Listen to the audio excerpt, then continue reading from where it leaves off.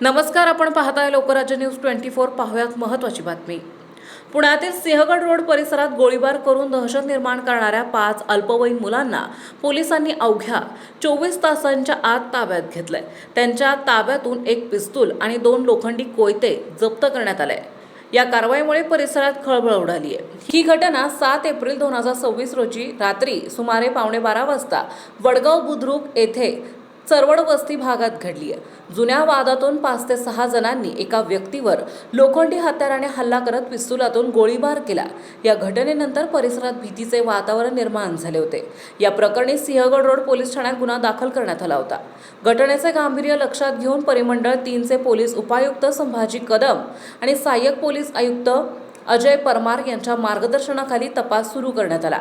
तपासादरम्यान पोलीस अंमलदार विनायक मोहिते आणि तानाजी सागर यांनी मिळालेल्या गोपनीय माहितीनुसार आरोपी शरद हॉस्पिटल परिसरातून प्रयोग सिटीच्या दिशेने थांबले असल्याचं समोर आलंय।